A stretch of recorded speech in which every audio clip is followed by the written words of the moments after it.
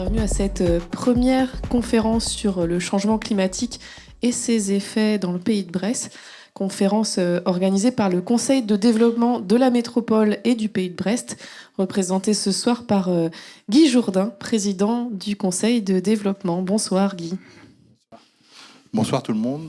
Donc, nous vous remercions pour votre participation et votre contribution à cette première conférence sur le changement climatique et ses conséquences dans le pays de Brest. Cette conférence introductive sera suivie de 3 conférences thématiques en 2026. Les thèmes de ces conférences ne sont pas encore arrêtés, même si des pistes ont été évoquées, comme l'eau de la terre à la mer, santé, environnement, alimentation, agriculture, submersion marine et recul du trait de côte, biodiversité terrestre et marine. Nous aurons l'occasion d'en discuter et de choisir en fin de réunion, donc c'est la suite maintenant. Et à l'origine de ces conférences, de ce cycle, il y a aussi Laurent Troidec, membre du bureau du Conseil de développement. Il fallait choisir quelqu'un à l'origine, parce que c'est un travail collectif avant tout. Donc moi, je suis au Conseil de développement depuis 2021. Et c'est vrai qu'on a abordé une multitude de sujets qui sont des compétences de ce Conseil de développement du pays de Brest. Le logement, la santé, la stratégie maritime et littorale française, l'énergie. Et à chaque fois, se fait jour un sujet qui est celui de l'évolution du changement climatique, qui pointe le bout de son nez ou le bout de son thermomètre et remet en question un peu tous les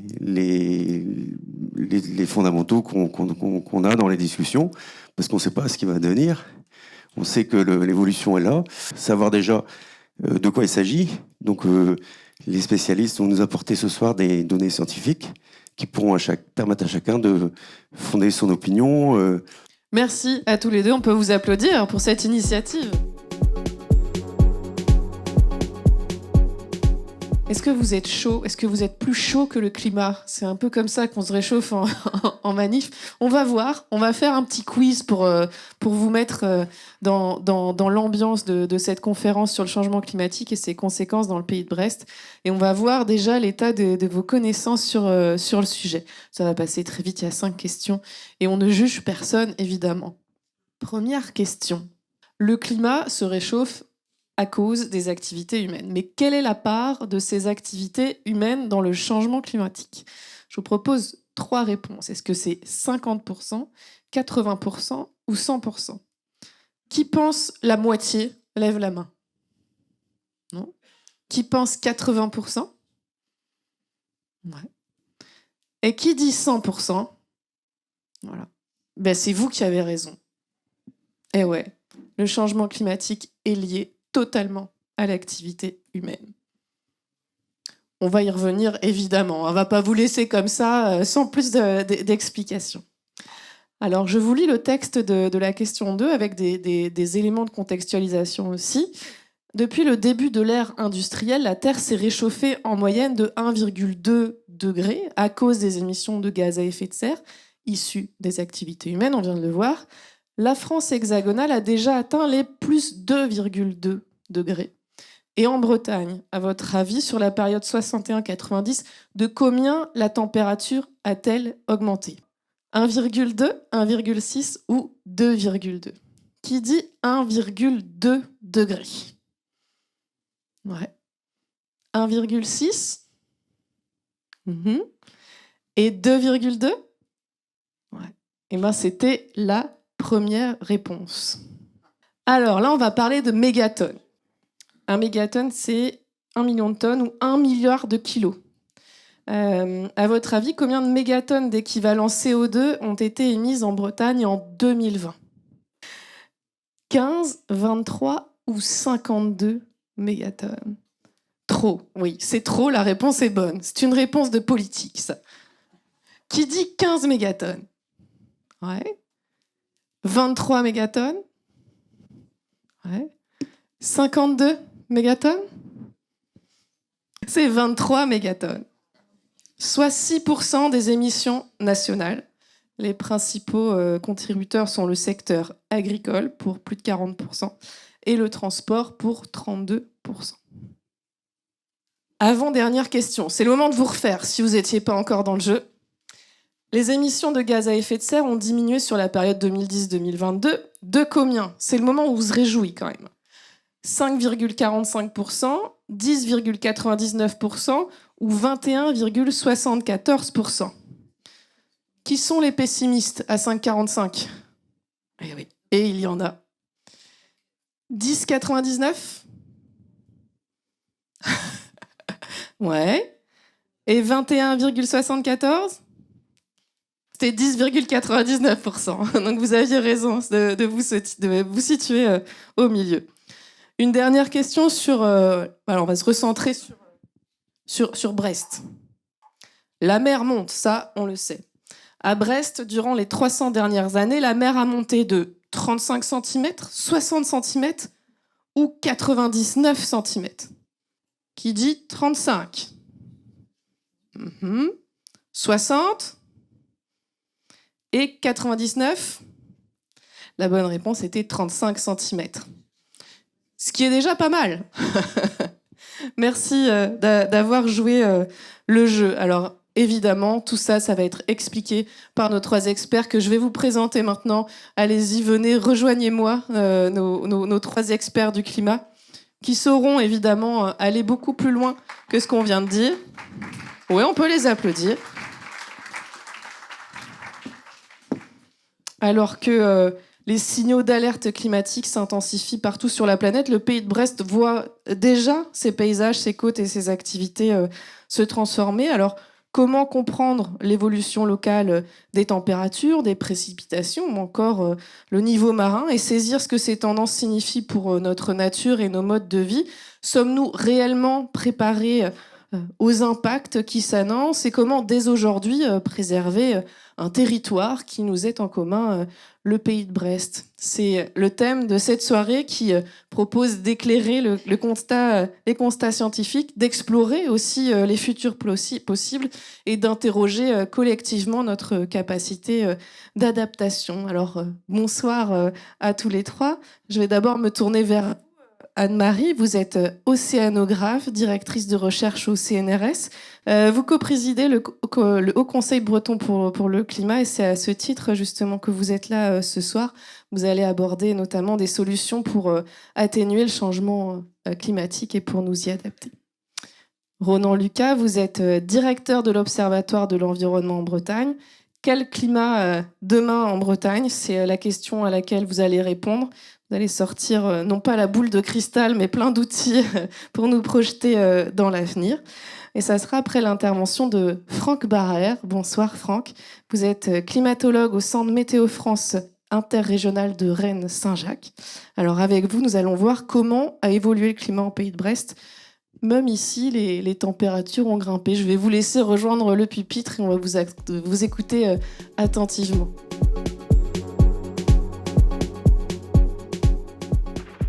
Donc, je vais vous présenter en un quart d'heure les évolutions du climat dans le secteur du Pays de Brest. Donc, c'est avec un grand plaisir que je suis venu ce soir parmi vous, puisque je suis originaire du Pays de Brest, de la presqu'île de Crozon, plus exactement. Donc, je suis de retour presque sur mes terres natales. Voilà. Donc, on commence par des nouvelles assez récentes de l'évolution du climat. Donc ici, vous avez un premier graphique, c'est l'évolution de la température moyenne globale. Alors tout à l'heure, on a vu qu'il y avait un réchauffement annoncé qui était à 1,2 degré. Les dernières nouvelles pour l'année 2024, au niveau mondial, c'est plus 1,5 degré, donc par rapport à l'ère pré-industrielle, donc c'est considérable. Alors il y a des gens qui font des calculs très savants pour définir que le vrai réchauffement climatique, il est à 1,36 degré à l'échelle mondiale. Donc c'est déjà plus qu'un degré largement. Donc on voit très bien que cette hausse elle s'accélère, puisque ça a commencé timidement dans les années 70, 80, 90 et puis depuis ça monte de plus en plus. En haut à droite, vous avez en comparaison, et les deux sont très corrélés, la hausse de température qu'on observe au niveau mondial, elle est directement liée à la hausse d'émissions de gaz à effet de serre. Donc ici, c'est la courbe d'émissions de gaz à effet de serre depuis 1990. Vous voyez que cette hausse, elle est constante. Alors il y a un petit accident ici, la petite baisse qu'on voit, c'est la pandémie de 2020 qui a entraîné une interruption importante de pas mal d'activités humaines, mais c'est reparti derrière dès 2021-2022. Donc là on est à 37,4 gigatonnes d'équivalent CO2. Alors les plus optimistes quand même observent que la hausse qu'on voyait vertigineuse dans les années 2000-2010, ça commence à s'aplatir. Donc ça c'est plutôt un bon signe. Ça signifie qu'au niveau mondial, bon, même si on est encore loin d'avoir inversé la tendance, il y a quand même on va quand même vers quelque chose qui se stabilise. Alors donc au niveau français, c'est un peu le même type de courbe. Vous avez en bas l'évolution des températures comparée à la moyenne 61-90 sur la France continentale, la France hexagonale. Vous voyez que pendant de 1900, puisque ça commence en 1900 jusqu'en 1970, le climat est resté stable. On avait parfois des années chaudes, parfois des périodes plusieurs années chaudes comme ici dans les années 1945. Mais globalement, c'était stable depuis un siècle. Et puis on voit très bien que depuis les années 90, on a une hausse importante et on dépasse les 2 degrés, comme on l'a vu dans le quiz tout à l'heure, à l'échelle de la France. Alors concrètement, dans le pays, j'aurais pu montrer une courbe comme ça sur Brest ou sur Landivisiau, on aurait eu les mêmes signaux. Alors là, j'ai mis en bas à droite le nombre de jours de gel à Landivisiau, donc sur la base aérienne qui n'est pas très loin d'ici. Vous voyez que le plus souvent, dans les années 60, 70, 80, on était dans les 20, 25, 30 jours de gel par an. Avec ici une année particulière 2010 qui est une année très froide. Et vous voyez que depuis une quinzaine d'années, on a très peu de gel. On a même eu en 2020, à Landivisiau, une année civile, donc du 1er janvier au 31 décembre, sans aucun jour de gel. Ça n'avait jamais été observé par le passé.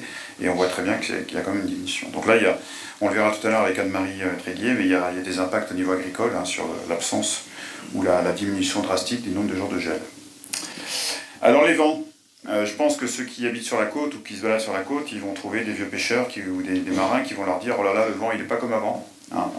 Ça c'est pas vrai, puisque là, si on compare une rose de vent à gauche 1980-2010 sur 10 ans à Landivisiau et l'équivalent à droite sur les années récentes 2015-2024, on voit que la hausse de température qui est très nette, on ne voit pas grand-chose sur le vent, on ne voit rien du tout. Vous voyez que les roses de vent, elles ont toujours la même allure. Chez nous, on a des vents de nord-est, et puis on a souvent des vents de sud-ouest, des vents d'ouest qui amènent la pluie, donc ça c'est un grand classique. Mais pour l'instant, si on compare ces roses de vent, alors là visuellement il y a une petite différence, mais globalement sur les pourcentages de chaque direction et des forces de vent, il n'y a pas de changement notable. Alors le vent nous amène aux tempêtes, donc je pense que vous vous souvenez tous de la funeste nuit du 1er au 2 novembre 2023 avec le passage de la tempête Ciarán, qui était une des tempêtes majeures qui a touché la pointe bretonne depuis très longtemps. Alors sur le podium des tempêtes, là vous avez des cartes de vent associées avec l'échelle ici à gauche. Vous voyez que Ciarán qui est ici en 2e position du classement, on avait des vents qui dépassaient les 150 km/h sur la quasi-totalité du Finistère, une partie des Côtes d'Armor. Donc c'est considérable, ça a fait des dégâts très très importants. On va dire que c'est presque ou équivalent ou pas loin de l'ouragan du 15 octobre 1987, où on avait aussi des vents très très forts et des gros dégâts, mais cette fois-ci ça avait touché toute la Bretagne et le Cotentin. Alors que Ciarán n'a touché que, entre guillemets, le Finistère et une partie sur l'Ille-et-Vilaine, par exemple, le vent est resté beaucoup plus raisonnable, on a eu une centaine de kilomètres/heure. Donc ce qui est intéressant, c'est qu'on peut classer les tempêtes en France. Alors en bas, on est à l'échelle de la France. Depuis 1980, on a un classement objectif avec... on calcule tout un tas de choses pour déterminer quelles ont été les tempêtes les plus marquantes à l'échelle de la France. Et dans ce classement, je parlerai des couleurs tout à l'heure, très nettement, Lothar et Martin, les tempêtes de Noël 1999, qui avaient peu touché le Finistère finalement. À l'échelle de la France, ça a été les 2 événements majeurs. Donc plus de la moitié du territoire touché à chaque fois, avec Lothar qui avait touché le 26 décembre 1999 la moitié nord de la France, et Martin, 2 jours après, avait touché la moitié sud. Donc ça reste 2 événements qui sont complètement hors normes depuis 50 ans. Alors l'ouragan de 87, qui avait été très violent en Bretagne, mais qui avait finalement peu touché le reste de la France, dans le classement, il est un peu masqué. Et surtout, ce qui est intéressant, c'est qu'on a coloré les décennies en couleurs différentes. Donc en bleu ciel, ici, c'est les tempêtes de 1981 à 1990, sur 10 ans. Vous voyez qu'il y en a eu beaucoup. En vert, c'est de 91 à 2000, avec les 2 tempêtes de 99. Donc là, il y en a aussi beaucoup. Ensuite, par contre, entre 2000 et 2010, on a eu très peu de tempêtes majeures en France. Entre 2010 et 2020, il y en a eu un peu plus, dont la funeste tempête Xynthia, qui a causé des submersions marines dramatiques en Vendée et Charente-Maritime, dont on parlera tout à l'heure. Et depuis 2020, alors Ciarán n'est pas dans ce classement, il est juste après, mais en gros, on a eu 2 tempêtes majeures en France depuis 2020. Donc il n'y a pas plus de tempêtes On n'observe pas plus de tempêtes depuis que le climat se réchauffe, en Bretagne, ni ailleurs d'ailleurs, en France. Et les tempêtes ne sont pas plus violentes. Voilà. Donc ça, c'est un message important, parce qu'à chaque fois qu'il y a une tempête, on a tendance à mettre ça sur le... Ou chaque fois qu'il y a un phénomène météo extrême, on a tendance à mettre ça sur le compte du réchauffement climatique. Mais voilà, ça ne présage pas forcément ce qui se passera dans l'avenir, mais en tout cas, le constat, parce que là, moi, je parle du constat. Je crois que les questions, ce sera à la fin. Ça sera après, ouais. Vous notez. Donc le constat en tout cas c'est que on a une diminution, mais on sait bien qu'elle n'est pas significative, donc ça ne préfigure pas de l'avenir. Alors peut-être qu'on verra dans le futur ce qui se passe, mais pour l'instant il n'y a pas d'éléments pour dire qu'il y a plus d'événements de ce type. Alors quand Ciarán est passé, rappelez-vous, c'était la nuit du 1er au 2 novembre 2023, le coefficient de marée était assez bas, 70, et surtout la tempête qui a duré 4-5 heures, elle est passée de nuit et à marée basse, donc il n'y a pas eu de problème de submersion marine. Et par contre, nous qui étudions les tempêtes et les suivons de près à Météo France, on a voulu faire un exercice de météo-fiction en disant qu'est-ce qui serait passé si la tempête Ciarán était passée 5 jours plus tôt. Donc là, vous avez le calendrier des marées d'octobre et novembre 2023. Ciarán est passé ici dans la nuit du 1er au 2.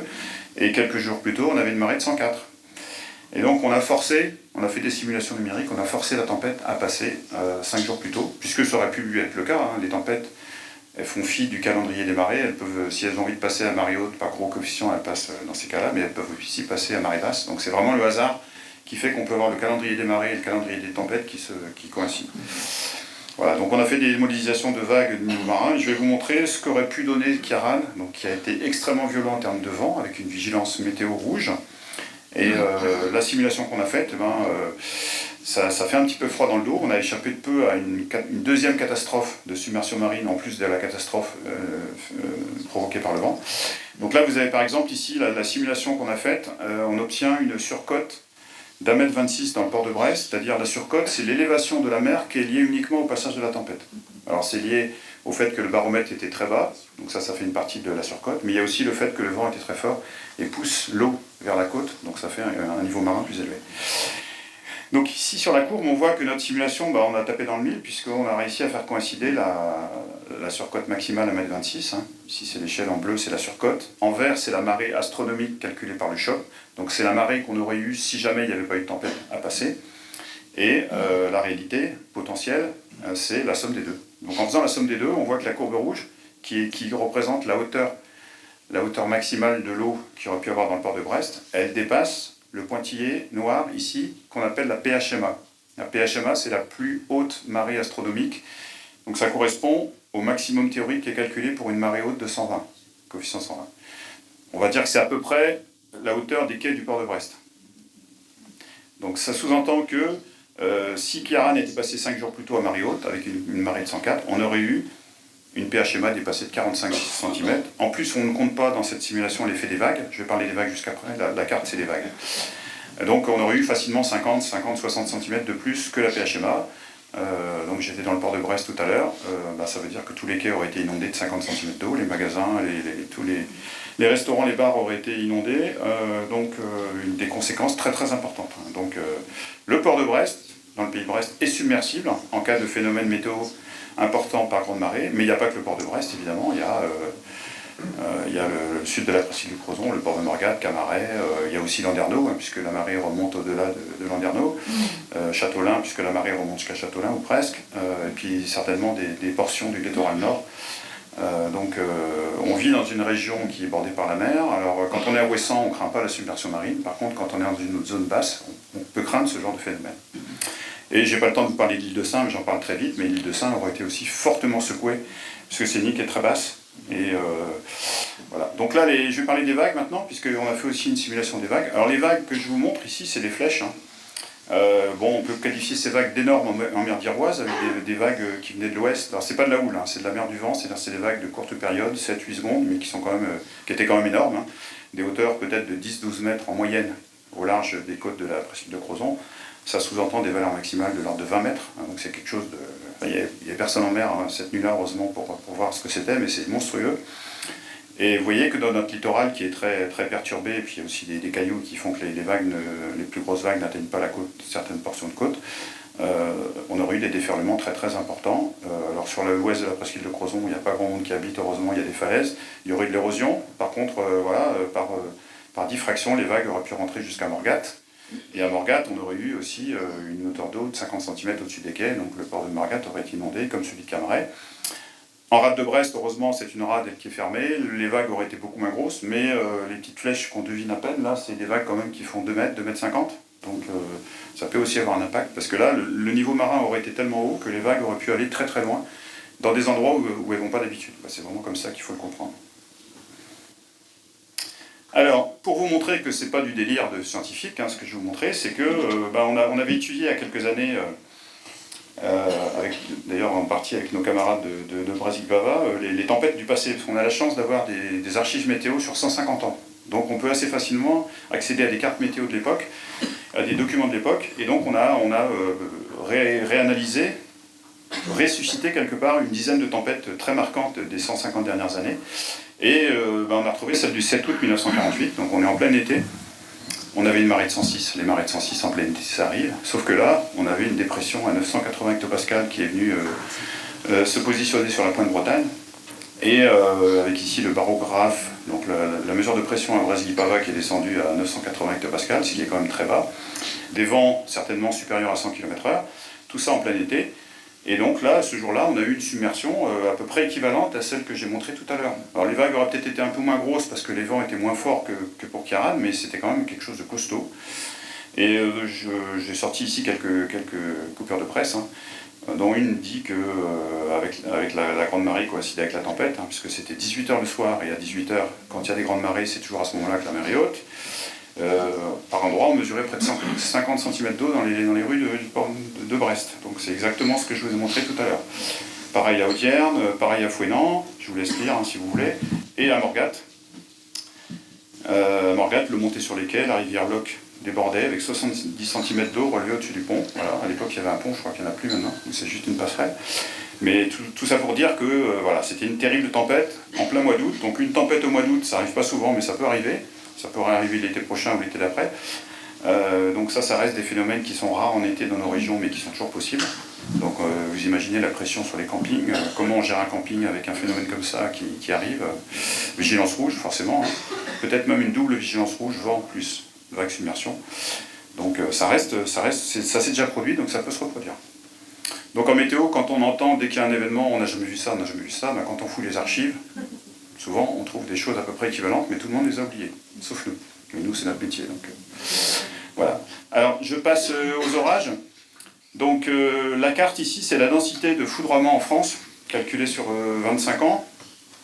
Vous voyez que le Finistère, c'est une des zones les moins foudroyées en France, normal, puisque les orages en été, c'est surtout en montagne, et dans le sud, et dans l'est. Chez nous, il fait souvent pas assez chaud pour qu'il y ait des orages, mais il y a quand même des orages. Et donc là, alors je suis désolé, c'est pas dans le Pays de Brest, mais c'est pas loin. C'est un phénomène qu'on a eu le 4 juin 2018. Ici, vous allez reconnaître la baie de Morlaix, l'île de Bas.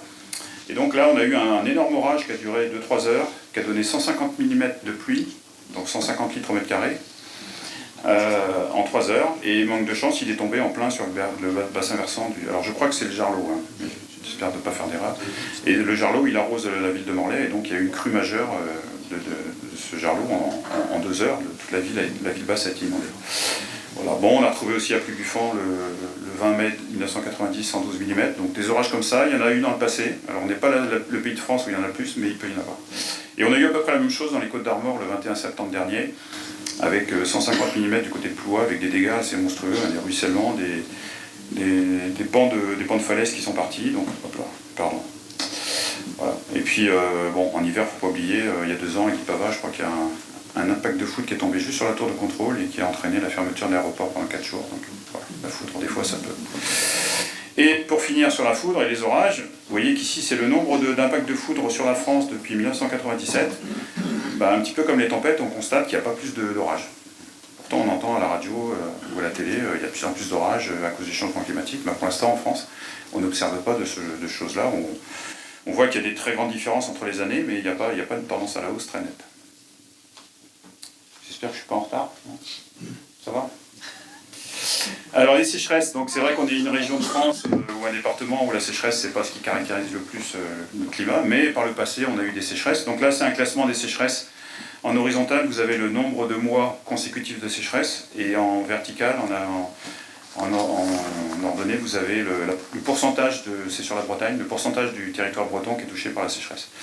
Voilà, donc à droite, la plus longue qu'on ait eue, c'est celle qui a commencé en décembre 1975, qui a duré 9 mois, donc jusqu'en juillet-août 1976. Tout le monde se souvient de cette sécheresse, donc qui avait été catastrophique avec des problèmes d'alimentation en eau.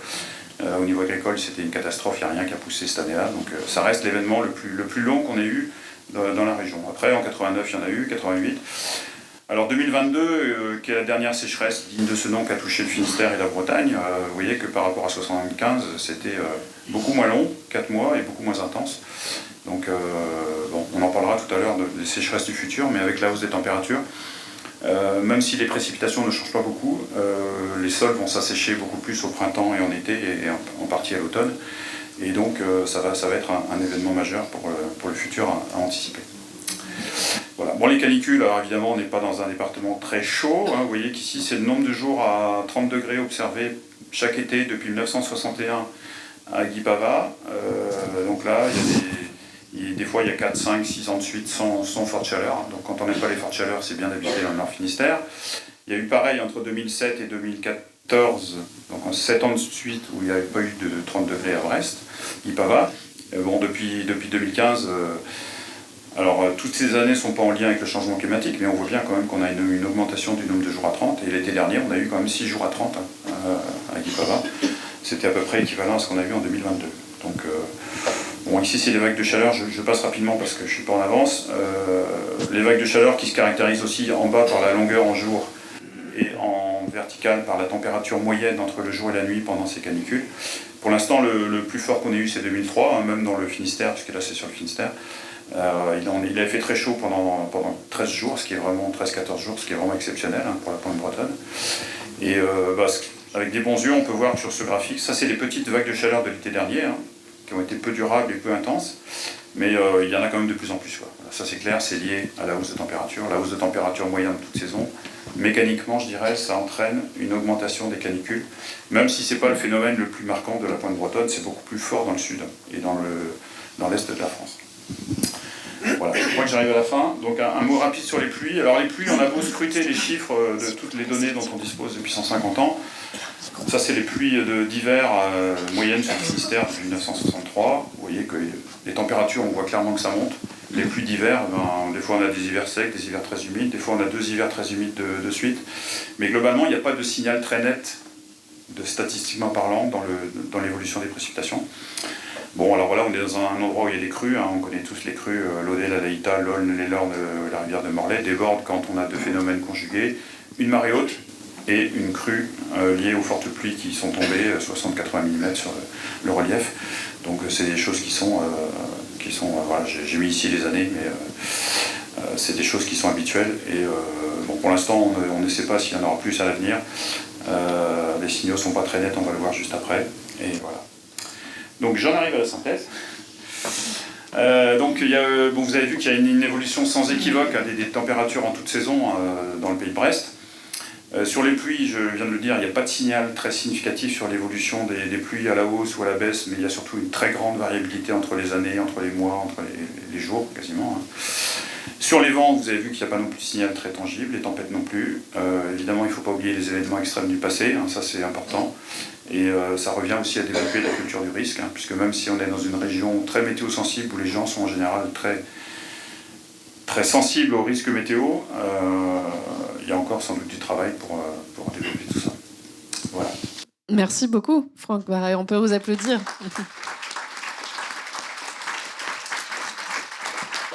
Notez bien vos questions pour Franck. Tout à l'heure, il y répondra avec plaisir. Après avoir vu, après nous être tourné vers le passé, on va regarder vers l'avenir avec vous, Ronan Lucas. Vous êtes le directeur de l'Observatoire de l'environnement en Bretagne.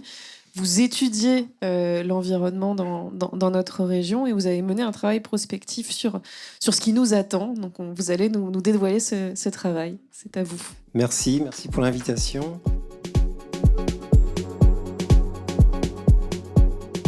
Donc très rapidement, l'Observatoire de l'environnement en Bretagne. Donc c'est une petite structure publique d'une vingtaine de personnes. On est basé à Rennes. C'est administré par l'État, la région et une vingtaine de collectivités qui sont membres aussi de ce groupement d'intérêt public.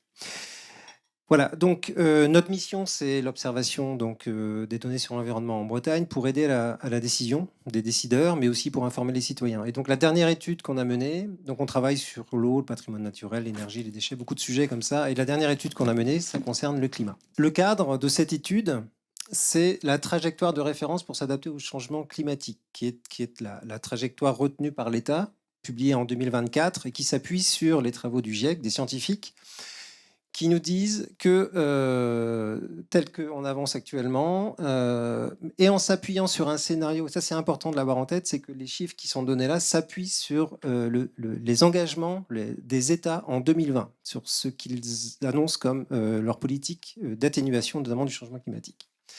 Donc ça nous dit que à l'horizon, donc il y a un horizon de temps qui est tout en bas, 2030, 2050, 2100. À l'horizon 2030, plus 1,5 degré. 2050, plus 2 degrés. 2100, plus 3 degrés. Ça, c'est au niveau mondial. Comme les continents se réchauffent plus vite que l'ensemble de la planète, eh bien, pour la France hexagonale, ça revient à plus 2 degrés à l'horizon 2030, plus 2,7 2050 et plus 4 degrés 2100. C'est pour ça que l'on parle d'un horizon à plus 4 degrés en 2100 au niveau national. Et donc l'État a diffusé cette trajectoire pour aider notamment les territoires à utiliser ça comme cadre de référence pour mettre en place leur propre politique d'atténuation et d'adaptation. Et donc, bien évidemment, qu'est-ce qu'il en sera plus spécifiquement pour la Bretagne? C'est ce qu'on a voulu savoir, c'est ce qu'on a voulu regarder, en s'appuyant sur un ensemble de données qui est produit par la communauté scientifique, par Météo France notamment, et qui est là aussi à disposition de l'ensemble des acteurs qui souhaitent s'en saisir. Et donc, c'est ce qu'on a fait, appuyé par toute une communauté scientifique, et dont les deux collègues qui interviennent aujourd'hui et que je remercie ici aussi. Alors, qu'est-ce que ça donne? Donc, déjà pour insister aussi sur un point, c'est qu'il y a deux types d'indicateurs. Il y a ce qu'on appelle des indicateurs de climat moyen. Qu'est-ce qui va se passer en moyenne, globalement, chaque année dans ces conditions? Et puis des indicateurs de climat extrême. Et dans l'ensemble de ces indicateurs, enfin, il y a aussi plein de jeux de données différents, d'hypothèses qui sont étudiés par les scientifiques. Et ça aboutit en fait à des résultats qui peuvent varier selon les projections qui sont réalisées. Et donc, dans cette étude, on prend en compte cette variabilité des résultats. On ne va pas dire c'est précisément telle valeur qu'il y aura pour tel type d'indicateur en 2100. On dira plutôt que ça va se situer entre tel type, telle gamme de résultats. Et c'est ce qu'on appelle la variabilité des résultats, avec un intervalle de confiance qui est donné systématiquement. Dernier point, on va dire un peu méthodologique, c'est de quoi on parle précisément. En fait, on vous dit plus 4 degrés par rapport à la période pré-industrielle. Moi, ici, dans l'ensemble, dans la façon dont je vais vous présenter les résultats, je vais faire des comparaisons par rapport à la période 76-2005, qui est vraiment la période de référence sur laquelle on s'appuie pour faire nos comparaisons. Partant du principe que le changement de température entre la période pré-industrielle et 76-2005, c'est plus 0,6 degrés. Donc vous voyez sur la carte à droite que pour la France, on indique plus 3,4 degrés. C'est bien par rapport à la période de référence 76-2005 à laquelle on ajoute plus 0,6 degrés pour arriver au plus 4 degrés. Donc commençons par l'augmentation. Et donc bien évidemment, je vais aussi parler plus globalement de la Bretagne en pointant de temps en temps la zone de la pointe Finistère. Mais mes chiffres vont concerner d'abord et avant tout la Bretagne. Donc température moyenne annuelle. Sur la période considérée, on est à 11,3 degrés en Bretagne. En 2024, en 2100, avec une augmentation à plus 4 degrés, on serait, pour la Bretagne, entre plus 2,7 et plus 3,3 degrés. Et donc, le chiffre qui est au milieu, c'est la médiane. Ça veut dire qu'il y a autant de résultats avant qu'après. En dessous qu'après, on serait à plus 2,9 degrés. Donc ça, c'est l'ordre de grandeur que vous pouvez retenir. Donc, on est légèrement en dessous. Un demi degré en fait en dessous de la valeur nationale. Donc ça aboutit à une évolution qu'on peut raisonner par saison. Dans un premier temps, en prenant dans un premier temps l'hiver. Vous voyez ici à gauche, sur la colonne de gauche, là, le nombre de jours de gel. Sur la période encore considérée 76-2005, on était en moyenne en Bretagne à 23 jours de gel par an. Et on passerait dans ces conditions à 7 jours de gel par an. Donc une baisse considérable. Et avec ça, bien évidemment, aussi une baisse dans les besoins en chauffage l'hiver. Si on va sur la saison estivale maintenant, on voit là que les étés bretons seront bien plus chauds. Si on s'appuie sur un indicateur qui est celui du nombre de journées chaudes, c'est-à-dire avec une température supérieure à 25 degrés, on aurait 2 à 4 fois, le nombre de journées chaudes serait de 2 à 4 fois plus nombreuse. Vous voyez que sur la période 76-2005, on était en moyenne à 17 jours de journées chaudes, et on bascule, auquel il faudrait ajouter 40 jours en valeur moyenne sur les 17 jours. Donc là, on arrive à 57 jours en moyenne de journées chaudes en Bretagne. Vous voyez que sur la pointe Finistère, la valeur est inférieure. Donc effectivement, là, on a un gradient là, cartographique qu'on voit bien entre l'ouest et l'est de la Bretagne. Et donc vous voyez que les scénarios les plus optimistes sont à plus 25 jours et les projections, pardon, les plus optimistes sont à plus 25 jours et les projections les plus pessimistes à plus 54 jours de journées chaudes par an. On a aussi la notion de journée très chaude qui augmente sur la colonne de gauche, ainsi que le nombre de nuits chaudes, c'est-à-dire supérieur à 20 degrés. Ça signifie aussi qu'on aura beaucoup plus de besoins en refroidissement des bâtiments sur les périodes plus chaudes. Maintenant, là, donc c'est ce que j'ai dit là, c'est en moyenne chaque année ce qu'on va retrouver.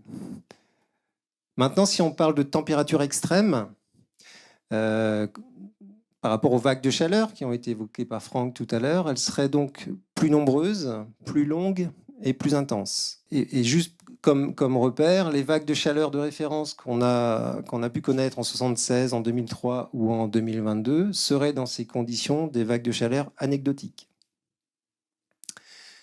Donc vous voyez que la pire vague de chaleur entre 2003 et 2022 a duré 16 jours. Dans les conditions du plus 4 degrés, ça pourrait aller jusqu'à 2 mois en termes de durée de vague de chaleur. Le nombre de chaleur va être multiplié par 2, par 3, comme je l'ai dit, et le nombre de maximum de vagues de chaleur par an double ou triple également. En termes d'extrême, on a aussi les records de température qui augmenteraient d'environ 5 degrés. Je crois qu'actuellement, le record de température, c'est dans les 40-41 degrés. 41 degrés, on arriverait donc à 46 degrés de record. Et ça, c'est une valeur médiane, mais ça pourrait monter beaucoup plus haut, jusqu'aux 50 degrés. Et vous voyez aussi dans la carte avant que la partie sud-est de la Bretagne est beaucoup plus touchée que la pointe Finistère, par exemple. Maintenant, si on évolue sur les températures, il y aura davantage de sécheresse. Et il y a différents types de sécheresse. Les sécheresses météorologiques, sécheresse des sols et les sécheresses hydrologiques. Si je commence sur la colonne de gauche, on prévoit, même si c'est des chiffres qui sont encore avec une certaine incertitude, beaucoup plus que sur les températures, on prévoit près d'une baisse de précipitations en été de près de 26%. Des périodes continues sans précipitation qui s'allongent également. On est à 23 jours en moyenne sur la période 76-2005, auquel il faudrait rajouter une semaine. Et puis les périodes sans pluie, le nombre de jours sans pluie par année augmenterait également de 11 jours. Par rapport à ce qu'on appelle le bilan hydrique sur un territoire, sur une période donnée, il faut prendre en compte également l'évapotranspiration des plantes, des sols, qui, dans ces conditions de hausse de température, augmenterait de près de plus de 18%. Et donc ça nous amène à la sécheresse des sols, avec ici un indicateur du nombre de jours secs, de jours avec sol sec, pardon. Sur la période 76-2005, on est en valeur médiane à 125 jours sur l'ensemble de la Bretagne, 98 jours sur le Finistère et près de 162 jours dans le sud-est du Morbihan, auquel il faudrait ajouter près d'1 mois supplémentaire de jours avec sol sec. Ça, c'est un des éléments, mais il faut ajouter à ça également le fait que l'intensité des sécheresses serait également augmentée. Tout ça nous amène aussi au risque de feux de forêt et de landes qui augmentent. On passerait de 12 jours en moyenne de risque, de nombre de jours avec risque de feux de forêt, on le double en fait en passant à près de 25 jours. Concernant maintenant les sécheresses hydrologiques, il y a un petit raté dans la marge à gauche, mais donc les simulations concernant les simulations hydroclimatiques s'accordent donc fortement sur les périodes de sécheresse hydrologique plus longues, plus précoces et drastiquement plus intenses.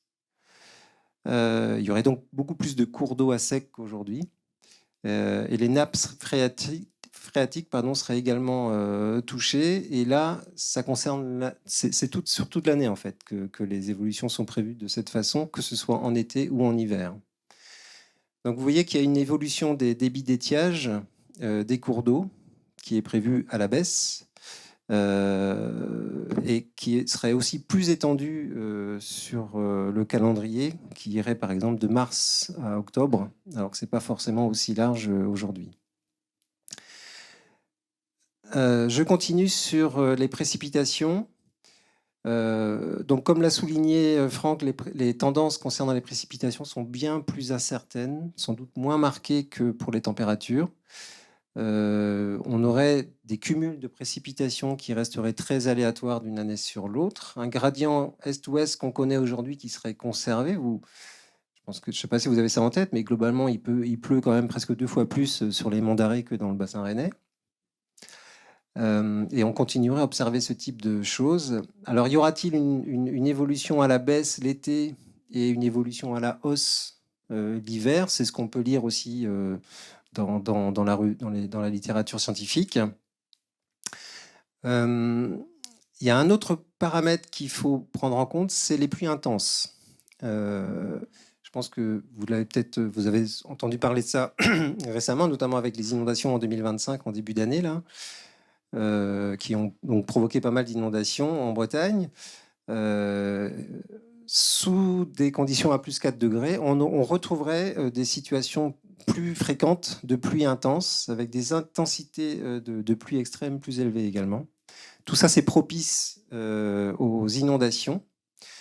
Les débits de crues vont probablement augmenter en Bretagne dans le futur, mais on ne sait pas être très précis sur le sujet. Vous voyez que sur les 3 cartes, la vision la plus... les visions divergent quand même beaucoup, entre moins 9% d'évolution à plus 73%, donc difficile de tirer des conclusions précises là-dessus. Par contre, ce qu'on sait dire, c'est qu'en cas d'inondation, combiné à l'augmentation du niveau de la mer, il y aura forcément un impact sur les inondations fluvio-maritimes, notamment dans les estuaires en cas de crue. Les 2 effets combinés fait qu'il y aura un impact mécaniquement plus élevé. Ça nous amène sur le littoral. Donc Franck a commencé à en parler, mais on aura tout d'abord l'évolution du niveau de la mer, qui est estimée à entre plus 36 et plus 69 cm à l'horizon 2100 par rapport à aujourd'hui. Donc, comme je l'ai dit, cette augmentation du niveau de la mer aura un impact sur la fréquence des submersions marines, touchera particulièrement les zones basses. Il y a par exemple aujourd'hui 75 000 habitants qui habitent dans les zones basses, en tout cas dans les zones à risque de submersion en Bretagne. Comme ça a été dit tout à l'heure en introduction, l'océan s'est élevé de 35 cm à Brest en 300 ans. Mais il faut savoir que c'était à une vitesse 2 fois plus importante entre 1980 et 2004 que durant la période 1890-1980. Pas d'évolution, pas de tendance à l'évolution des tempêtes sur les projections à plus 4 degrés, mais plus d'impact mécaniquement du fait du montée du niveau de la mer. Concernant l'érosion, le phénomène d'érosion, ça sera très variable en Bretagne selon la typologie des côtes qu'on peut retrouver. On a aussi le phénomène d'acidification. On prévoit une baisse du pH de 0,2 par rapport à la période 95-2014. L'augmentation des températures de surface de l'Atlantique Nord, plus 1,5 degré par rapport à 95-2014. Voilà, j'en arrive à la conclusion de ma présentation. Donc, bien sûr, c'est difficile de terminer sur une note optimiste quand on présente des chiffres comme ça. Pourtant, il faut garder espoir. Certainement pas en se disant que la pointe du Finistère serait peut-être moins touchée que le reste du territoire. Mais particulièrement parce que les scientifiques nous disent aussi que à l'horizon 2100, on peut encore influer sur la trajectoire. Et que surtout, chaque dixième de degré compte, et il faut tout faire pour limiter cette hausse des températures. Mais ça peut se faire uniquement à une condition de modifier radicalement, rapidement nos modes de vie, pour réduire drastiquement, durablement et mondialement nos émissions de gaz à effet de serre qui sont à l'origine du réchauffement. C'est le sens des COP mondiales. Il y en a une qui vient de se dérouler. Mais bon, force est de constater que ça ne nous aide pas beaucoup, vu le résultat de ces COP. Par contre, les territoires, les citoyens ont aussi des leviers d'action à leur échelle pour agir collectivement ou individuellement en allant vers des pratiques bas carbone pour que le volet adaptation soit le moins rude possible. C'est ce que vous voyez à l'écran, et c'est un des éléments à retenir, je pense, de cette présentation, c'est que le volet adaptation dans les territoires va toucher toutes les politiques sectorielles, que ce soit la santé, les transports, l'aménagement du territoire, l'économie, l'agriculture, le tourisme. Je n'ai pas parlé des impacts sur les activités dans ma présentation, mais vous le devinez toutes et tous. Et donc, puisqu'on entre dans une période électorale, il y a un enjeu très fort pour que les élections locales de mars prochain ne réduisent plus le problématique du changement climatique au mot-clé environnement, mais intègrent globalement dans les projets, dans les programmes politiques, véritablement le changement climatique comme une politique transversale qui irrigue l'ensemble des politiques à mettre en place dans les territoires. Voilà, je vous remercie. Merci beaucoup. Et merci d'avoir fini sur une touche optimiste aussi, parce que c'est vrai que ça veut faire un peu froid dans le dos, justement, alors que c'est plutôt du chaud. Je vais laisser la parole à Anne-Marie Tréguier, du Haut Conseil breton pour le climat. Et la ZAPET est là-bas. Alors justement, on va voir avec Anne-Marie comment, dès maintenant, on peut atténuer le changement climatique et comment nous adapter maintenant et à l'avenir.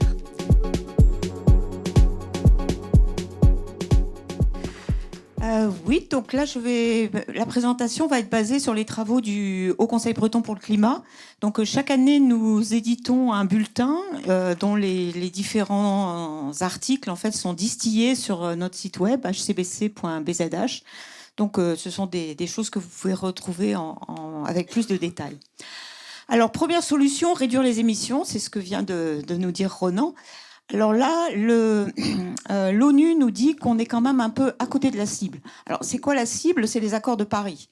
Et quelque part, la traque, c'est un peu une manifestation de ça. Si l'État français nous dit il faut essayer de s'adapter à un monde à 3 degrés, ça veut dire qu'on ne va pas réussir à tenir les 2 degrés de l'accord de Paris.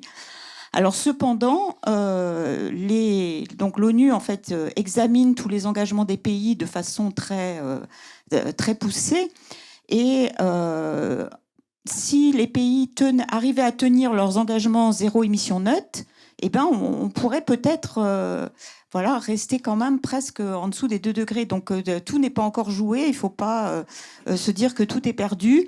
Les pays ont pris des engagements, il faut qu'ils les tiennent, et s'ils les tiennent vraiment, on pourra peut-être ne jamais atteindre cette France à 4 degrés à laquelle on essaye de quand même s'adapter.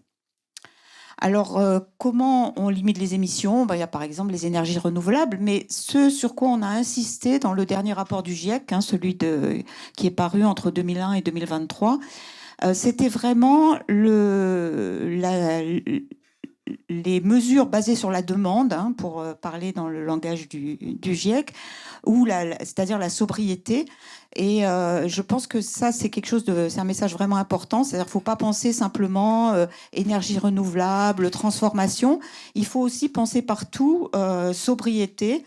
La meilleure énergie, c'est celle qu'on ne consomme pas.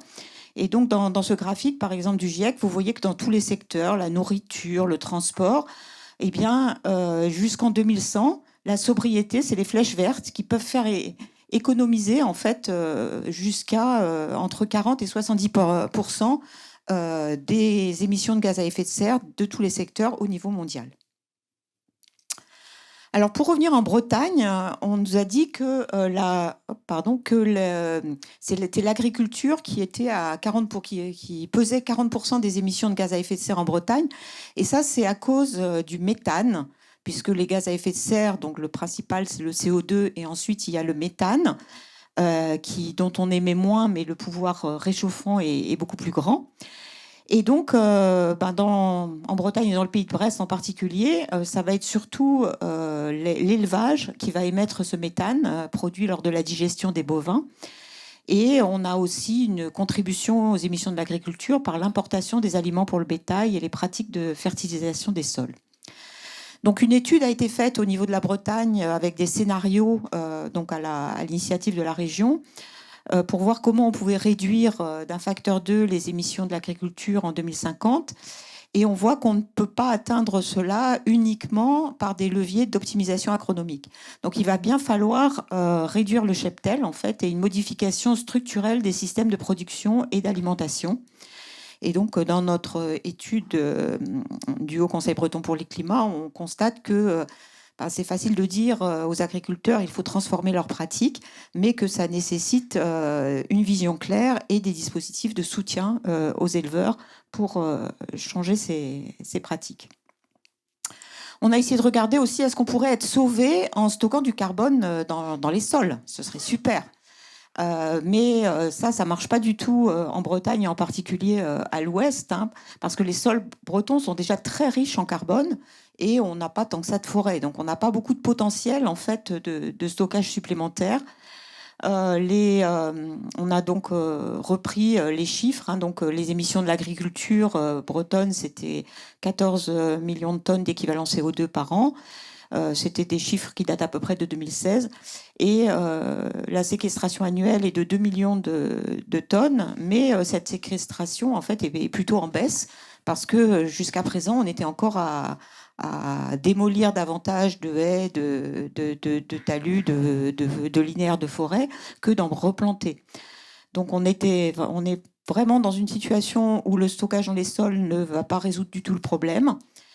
Et donc on en revient sur la nécessité de l'élevage et de baisser le cheptel. Mais ce qu'il faut souligner évidemment, c'est que ça ne sert à rien de diminuer le cheptel dans le pays de Brest si en compensation on doit importer de la viande qui vient d'ailleurs et qui a peut-être été produite par des méthodes encore moins vertueuses. Et donc du coup nécessité aussi d'une trajectoire de sobriété alimentaire. L'atténuation, l'adaptation, on en a déjà parlé. On a déjà parlé donc du plan d'adaptation français qui se base sur cette fameuse trajectoire, la TRAC. Alors, le Haut Conseil breton pour le climat avait financé un stage pour étudier la manière dont la notion d'adaptation était prise en compte dans les plans climat. En fait, on voit que les plans climat sont souvent centrés sur on va émettre moins, on pense beaucoup émissions énergie, et l'adaptation y tenait une moins grande place. Donc, c'est un enjeu, je pense, pour la révision des PCAET, d'essayer de prendre en compte vraiment les deux volets des politiques liées au changement climatique, le volet atténuation, éviter d'émettre, et le volet adaptation.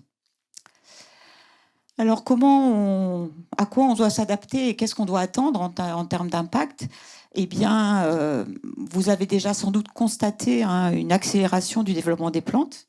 Déjà 2 semaines observées, près d'un mois, il y aura près d'un mois en fin de siècle, c'est-à-dire que ça va continuer le stade de développement des plantes va continuer à s'avancer. Et du coup, les collègues, donc en particulier du LETG à Rennes ou d'AgroCampus, ont étudié, dans le cadre de grands projets avec les chambres d'agriculture, les risques auxquels seraient soumis les diverses cultures dans le futur. Donc là, alors si j'ai un pointeur, bon, sinon je peux juste le montrer. Donc ici, c'est les risques aujourd'hui, et en bleu, ce sont les risques demain dans le climat futur. Et ce qu'on doit noter, par exemple, sur les pommiers, on voit qu'on a ici des risques de gel tardif actuellement, et que même avec un stade de développement avancé, on aura toujours des risques de gel tardif. Parce que même s'il y a moins de jours de gel, comme le pommier va faire ses fleurs beaucoup plus tôt, eh ben, ça va arriver finalement à une saison où le risque de gel ne sera pas vraiment diminué. Et donc des risques de beaucoup plus de température, de sécheresse en été, évidemment. Et aussi, on voit un risque accru aussi sur le maïs, par exemple, au niveau des précipitations dans des moments clés où les plantes se développent. Alors, qu'est-ce qu'on peut faire pour s'adapter ? On souligne en fait l'intérêt de la diversification.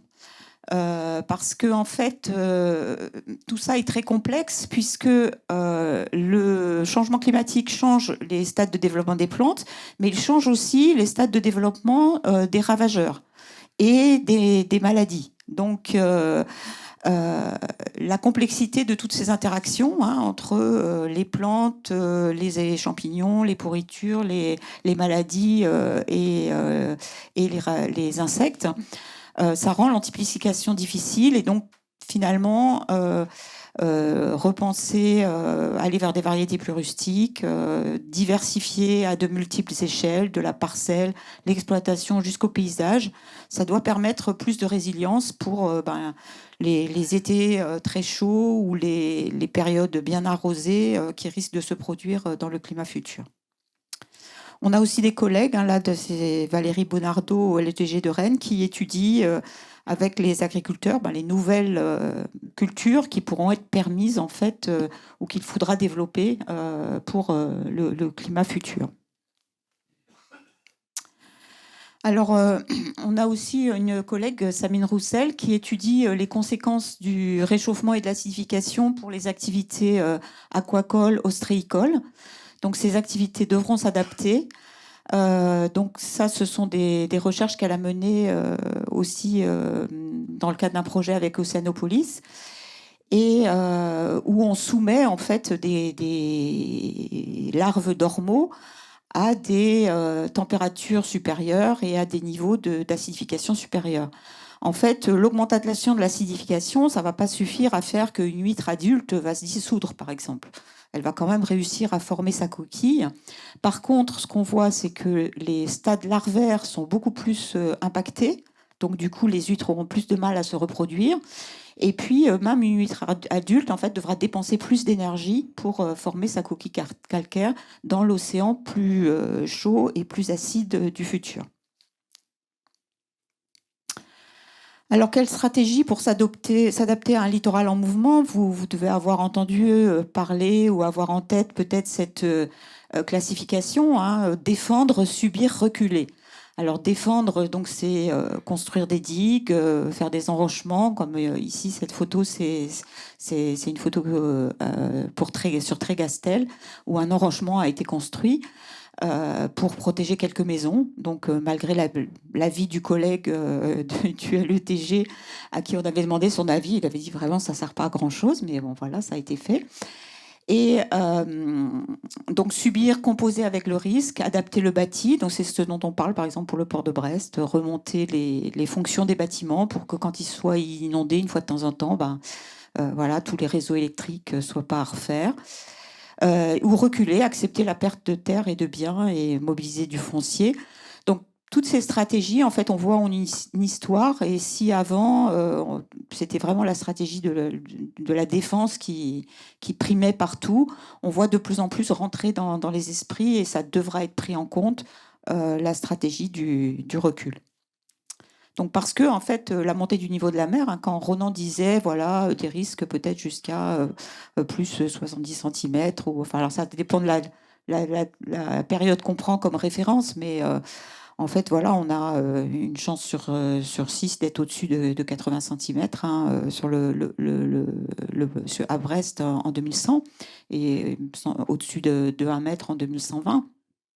Et du coup, mais ce qu'il faut voir, c'est que ces niveaux atteints, là, sont pas du tout des limites, puisque en fait, la hausse du niveau de la mer, c'est un processus vraiment à long terme, à retardement, et donc ça va se poursuivre, en fait, pour les siècles qui viennent, quoi. Donc, en fait, il faut vraiment penser sur le très long terme par rapport à la montée du niveau de la mer. Donc, ce qu'on avait noté aussi, c'est un danger pour les politiques du littoral, un danger de raisonnement à court terme, parce que, en fait, donc les collègues en sciences humaines et sociales, en sciences politiques et en droit ont analysé les règlements, les corpus de règles, donc qui sont très nombreuses, hein, depuis 1975, mais ils notent que chaque fois, en fait, dans la mise en œuvre, il est prévu des dérogations pour maintenir le développement d'activités économiques stratégiques. Et du coup, il y a toujours un risque que finalement les élus profitent de ces dérogations possibles, et du coup qu'on arrive dans une politique à court terme qui va au détriment sur le long terme de la protection des citoyens et des biens. Et donc pour finir, le secteur du tourisme, alors puisque c'est important sur le Pays de Brest, je pense. Donc c'est parmi les secteurs qui sont très exposés au changement climatique, hein. On peut penser que la chaleur excessive, la rareté de la ressource en eau en été, c'est pas très bon. Fumée, cendres des feux de forêt, inondations, montée des eaux, érosion côtière. Alors ce qu'il faut noter aussi, c'est que le secteur du tourisme bénéficie vraiment d'avoir des écosystèmes en bonne santé. Il y a des synergies, hein, quand on travaille pour lutter contre le changement climatique, pour s'adapter. On travaille aussi souvent pour le maintien de la biodiversité. Et ça, c'est important. Enfin, les deux vont vraiment dans le même sens pour bénéficier au secteur du tourisme. Alors, est-ce que le tourisme s'adapte ? Pas vraiment. Alors, on voit des signes positifs, mais en tout cas, dans le rapport du GIEC au niveau européen, on avait noté que les opérateurs de tourisme avaient tendance à se focaliser sur les stratégies de long terme, c'est-à-dire on augmente davantage de touristes, davantage de voyages en avion, voilà, on est quand même toujours sur un secteur qui, en tout cas au niveau mondial, au niveau européen, n'a pas pris vraiment la mesure de la réponse qui doit être apportée au changement climatique. Alors peut-être que sur le Pays de Brest, c'est beaucoup plus vertueux. Voilà, merci. Merci beaucoup, Anne-Marie.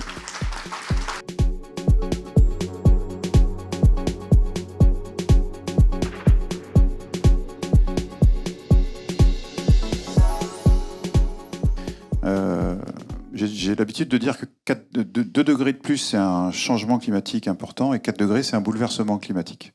Donc ça veut dire qu'il y a des choses qui peuvent se passer qu'on n'imagine même pas, y compris quand on est scientifique. Donc c'est vraiment un réchauffement qui est énorme, et surtout qui pourrait se produire en un siècle. Donc un siècle, c'est très rapide pour l'adaptation des espèces. Donc ça, c'est le premier point. Après, je vais peut-être laisser la parole à Anne-Marie.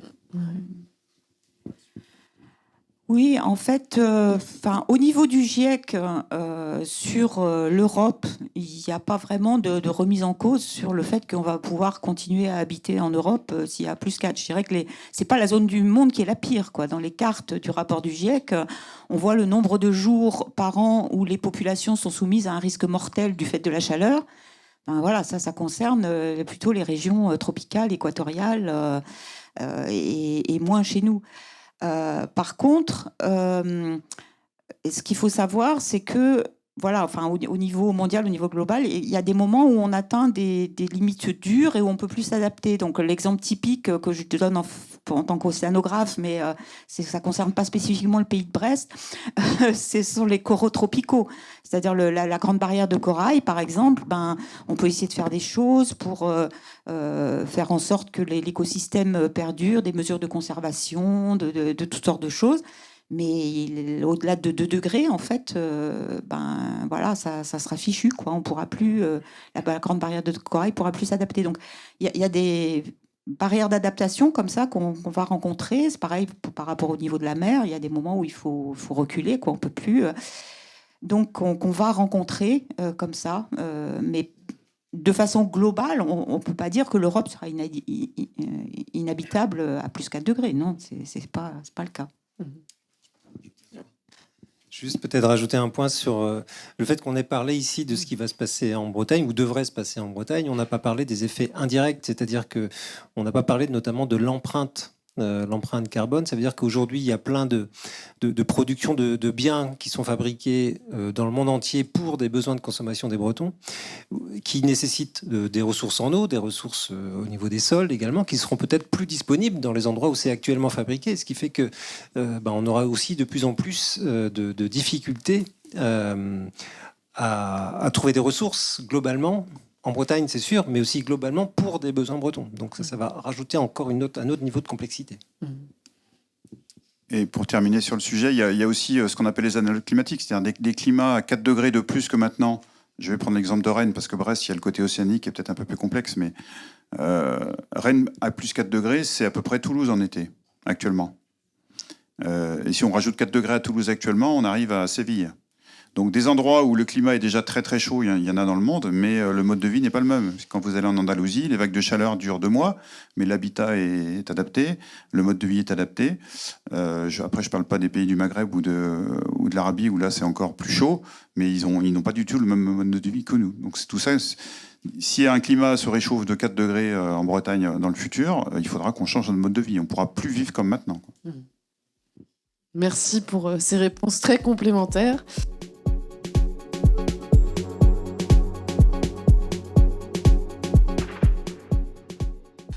Alors, il y a, quand on dit, voilà, avec les politiques, le monde va à 3 degrés, en fait, il y a une incertitude en plus ou en moins. Et ça, c'est justement lié à c'est le fait que il y a des modèles, comme l'a montré Ronan, il y avait sur la droite là, les modèles qui chauffaient plus, et puis sur la gauche, les modèles qui chauffaient moins ou qui étaient moins humides. Donc, effectivement, il y a toute une gamme de réponses possibles. Alors, on essaye, bien sûr, dans les projections qu'on fait pour le GIEC, de prendre en compte le maximum de processus. Les incendies et la fonte du permafrost sont des choses qui ont été identifiées comme ayant peut-être pas été correctement prises en compte dans les modèles jusqu'à présent. Et donc, il y aura probablement des changements dans le prochain rapport qui commence à être préparé, qui sortira en 2030. Il y aura sans doute des changements et peut-être un petit peu, peut-être que le prochain rapport sera un peu plus pessimiste à cause de la prise en compte. Alors, le permafrost, pour l'instant, on n'est pas quand même sur des choses complètement catastrophiques. C'est-à-dire que quand on dit ça n'a pas été bien pris en compte, c'est sur la surface en fait à laquelle ça relâche du méthane en particulier, mais c'est pas toute la surface de la Sibérie, quoi. C'est quand même sur les bords que ça se réchauffe. Donc voilà, donc ça va peut-être amener plutôt les modèles vers quelque part, il faut se dire, si les voyants sont rouges côté incendie ou permafrost, il vaut mieux croire davantage la petite carte sur la droite de l'OEB et s'en préoccuper que de rester dans la médiane, quoi. Voilà, c'est ça que ça veut dire, en fait. Sur la deuxième partie de la question, sur est-ce qu'on sait quel va être l'impact sur les productions, c'était un peu ça le sens de la question, et notamment des rendements en production agricole. Est-ce que ça va beaucoup baisser? Est-ce qu'on sait répondre à ça? Moi, Moi, je vais me lancer, même si je ne suis pas du tout dans le domaine de l'agriculture, mais c'est du bon sens. Hein. On l'a vu tout à l'heure sur la diapositive d'Anne-Marie. C'est clair qu'avec un climat à plus 4 degrés, on ne pourra plus cultiver en Bretagne de la même façon. Il y a des choses qu'on fait actuellement et qui sont rentables en termes de rendement économique et agronomique, mais qu'on ne pourra plus faire. Voilà. Donc ça, c'est une chose. Et ça sera ça en Bretagne, mais ça sera aussi ça ailleurs. Donc il y aura des adaptations obligatoires, je dirais. Forcément, un climat à plus 4 degrés, les rendements agricoles sont complètement différents. Mais si on met des plantes qui apprécient la chaleur et la sécheresse, il en existe, elles se développeront harmonieusement. Par contre, notre maïs non irrigué, ça sera plus possible, quoi. Voilà. Mais encore une fois, je ne suis pas du tout un spécialiste. Anne-Marie, un exemple très concret aussi, ce que j'ai pu entendre par des spécialistes, c'est que les bovins au champ, par exemple, au-delà de 20 degrés, je crois, les rendements sont beaucoup plus faibles en termes de production de lait, par exemple. Ça, c'est très concret et c'est déjà constaté. Et au niveau mondial, donc du coup, ça c'est regardé, c'est-à-dire qu'ils regardent, est-ce que voilà, il va y avoir la production mondiale de blé, la production mondiale de riz, etc. Sachant qu'il y a des endroits où on peut pas faire du blé actuellement, mais où on pourra, du fait du réchauffement climatique, et au contraire, des endroits où on en fait, où on pourra plus. Et de façon globale, quand même, les signaux sont plutôt rouges, quoi. C'est-à-dire qu'il y a peut-être certains rendements qui globalement pourront augmenter, mais quand même, en gros, c'est plutôt un danger sur l'alimentation au niveau mondial. Il faut, voilà.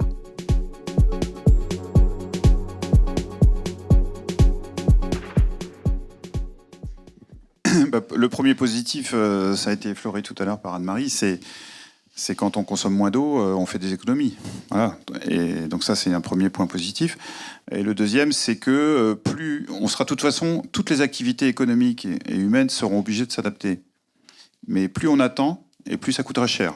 Donc si on fait des investissements pour s'adapter dès maintenant, on sera en avance sur tout le monde et le bénéfice, on l'aura à la prochaine sécheresse, qui n'attendra pas 2100 avant d'arriver. Hein. Donc des sécheresses, il y en aura encore dans les années futures. Il y en aura de plus en plus. Donc le bénéfice, il peut être à court terme. Hein. Et il faut vraiment imaginer que plus on attend et plus ça coûtera cher. De toute façon, ça coûtera cher. Donc autant investir dès maintenant. Voilà.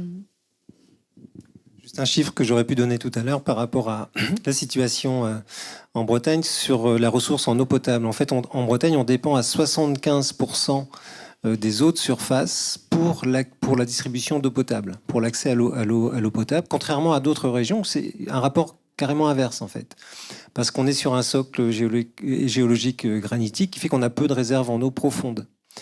Et donc au final, notre région est très sensible à la sécheresse, du point de vue de l'eau potable en tout cas. Et peut-être pour conclure sur l'aspect de l'azote, en fait, j'ai parlé un peu de scénarios qui avaient été faits pour l'agriculture bretonne par la région Bretagne. Et c'est vrai que l'intérêt de ces scénarios, justement, est qu'ils n'avaient pas regardé seulement comment on réduit les émissions sur le territoire breton, mais aussi en tenant compte des émissions importées. Et du coup, si on essaie aussi de réduire ces émissions importées par l'alimentation du bétail, par les engrais azotés, etc., et bien du coup, on arrive aussi à mieux maîtriser le cycle de l'azote. Parce qu'en fait, c'est vrai qu'on peut essayer de réduire les émissions, mais si on le fait aussi en essayant de réduire la situation actuelle, puisque dans la situation actuelle, la Bretagne, en fait, importe l'équivalent de la surface de la Bretagne en azote tous les ans pour nourrir les animaux qui sont en Bretagne. Donc, en fait, on voit bien que cet azote, on a vraiment un problème structurel là, quoi. Donc, je pense que c'est bien d'essayer de construire des scénarios ou de se projeter dans une situation où les deux aspects sont regardés. D'une part, les émissions, émettre moins de méthane, moins de CO2, etc. Et puis aussi essayer de contribuer à limiter le déséquilibre azote en Bretagne.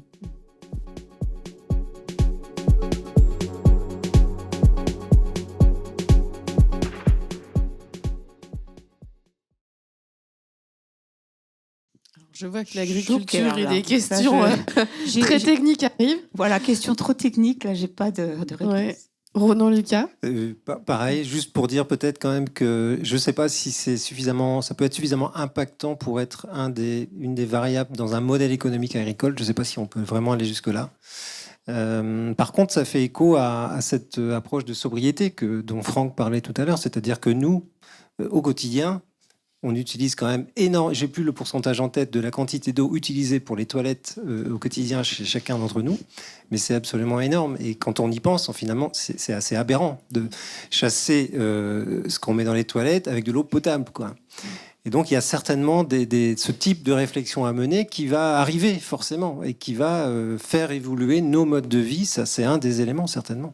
Et on va sans doute devoir vraiment se pencher sur ce genre de sujet-là. Je crois qu'il y a déjà de l'urine humaine qui est utilisée dans les cultures, notamment de spiruline ici en Finistère. Donc ça veut dire que ça marche certainement.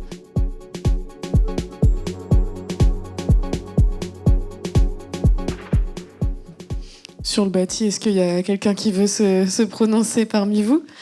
Je vous donne celui-là.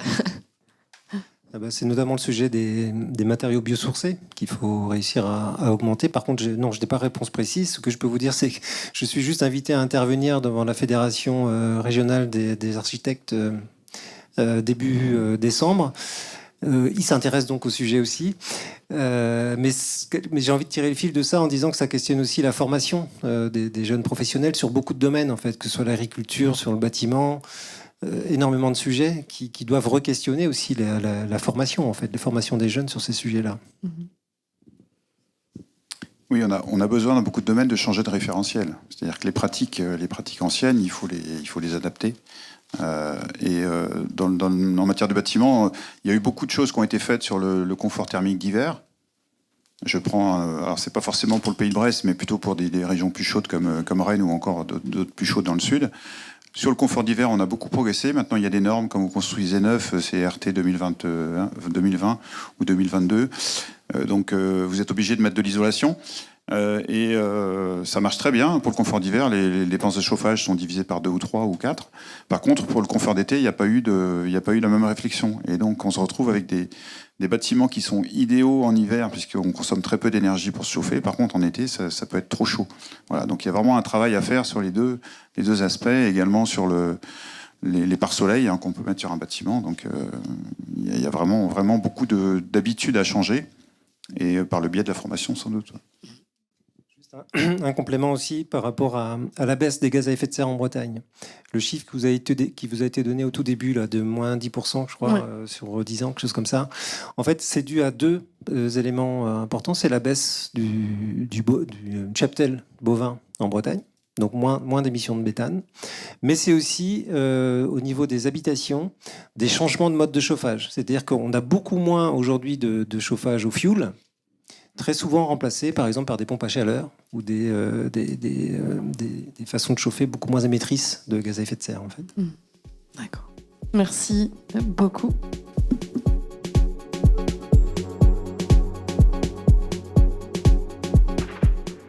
Premier élément de réponse, parce qu'on est aussi dans l'animation des PCAET vis-à-vis des territoires. Ce que je peux juste dire, c'est que mon sentiment, c'est que globalement, non. On n'a pas pris la mesure globalement, mais nous-mêmes, en tant que citoyens, on n'a pas pris la mesure de la rupture vers laquelle il faut aller. Par contre, ce que je peux dire, c'est que les PCAET sont un véritable outil de discussion de tous ces sujets-là dans les territoires, et qu'il faut aussi ce genre d'initiative pour mobiliser, quoi. Anne-Marie, un complément? Oui, donc pour avoir un petit peu discuté avec des services de Brest Métropole, ou regarder un petit peu la démarche PCAET de Brest, en fait, j'ai l'impression, alors je vais peut-être un peu généraliser, que ce qui manque au PCAET, la première fois que les PCAET sont faits, c'est clairement des objectifs chiffrés. C'est-à-dire que les objectifs, on a l'impression qu'ils sont un peu au doigt mouillé.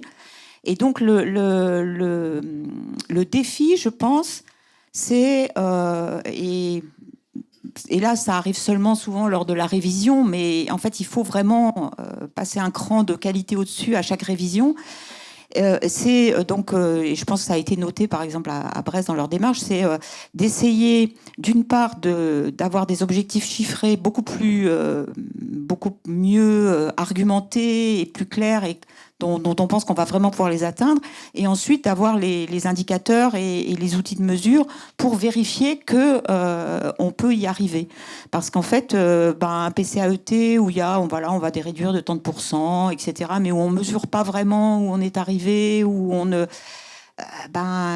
c'est bien pour la sensibilisation, mais pour vraiment les efforts de réduction continuer sur la durée, parce que vous avez vu sur la courbe qui a été montrée, là, les émissions mondiales, le Covid, ça a fait un blip, et puis après on est reparti.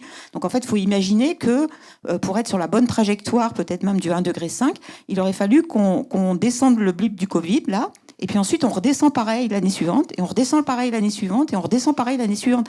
Donc c'est vraiment cet effort sur la durée là qu'il faut faire.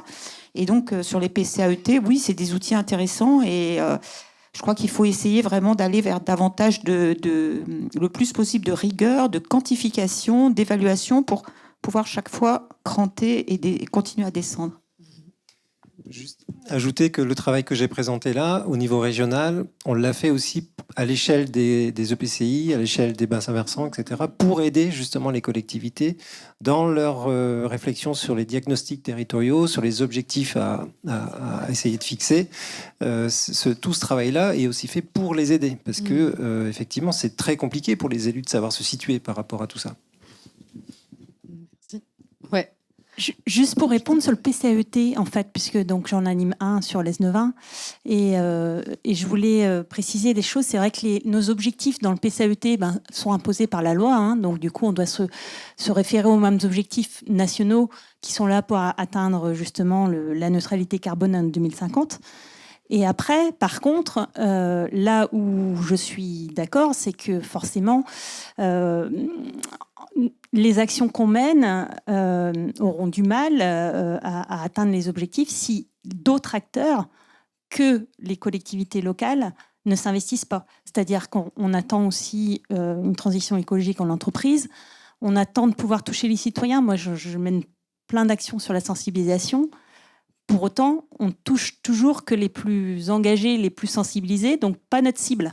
Donc on a beau faire des actions, on ne touche pas les gens. On propose des ateliers en entreprise, les entreprises ne disent pas oui. Donc on n'arrive pas à toucher les gens.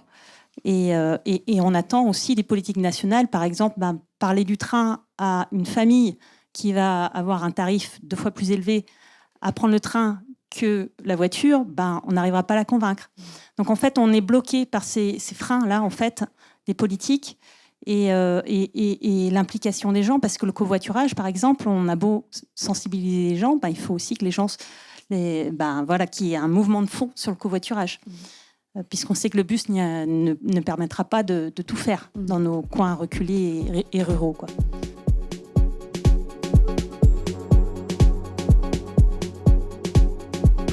Le Haut Conseil breton pour le climat a été créé en 2022. Et depuis 2022, on se pose exactement la même question que vous. C'est comment aller à la rencontre, en fait, des personnes peut-être les moins convaincues ou qui auraient justement, pour qui un apport de connaissances serait une vraie nouveauté, quoi, qu'ils n'ont pas déjà entendu ça 10 fois. Il y a déjà un levier, c'est le levier de l'éducation. Je sais pas. Voilà, c'est dommage, parce qu'en plus, quand on fait de l'éducation à l'environnement, on peut faire des maths, on peut faire du français, on peut faire de la géographie. Donc oui, tout à l'heure, je parlais d'éducation au risque, mais le risque climatique existe, donc il faudrait commencer à éduquer les enfants dès le plus jeune âge sur le sujet. Hein. Alors c'est peut-être ce qu'il y a de plus facile à faire, même ça, on a du mal à le faire. Donc ça prouve que la tâche est immense. Anne-Marie ? Alors, en fait, l'Académie de Rennes, en fait, est partenaire d'un nouveau projet qui va sans doute démarrer. Enfin, ça devait démarrer en septembre, ça sera peut-être 6 mois plus tard, qui s'appelle Climasco, et donc climat pour les scolaires. Et donc, peut-être que ça va faire un peu bouger les choses. Mais je crois que leur objectif est plus de former les enseignants, en fait. Puisqu'il faut commencer par former les enseignants pour qu'eux, ensuite, ils puissent avoir un impact sur leur classe.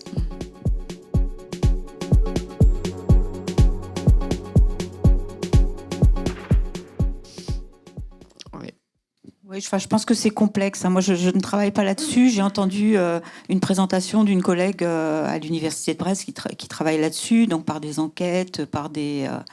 de la recherche en sciences humaines et sociales. Et c'est très complexe. Je pourrais pas redire là tout ce qu'elle a raconté, mais c'est pas juste l'information, quoi. C'est pas juste on informe et puis clac, tout d'un coup ça marche. Et c'est voilà. Enfin, il y a plein de complexités sur le fait de cuisiner plutôt qu'acheter, de savoir cuisiner, il y a plein d'éléments quand on commence à regarder de près. Il y a plein d'éléments qui rentrent en ligne de compte en fait.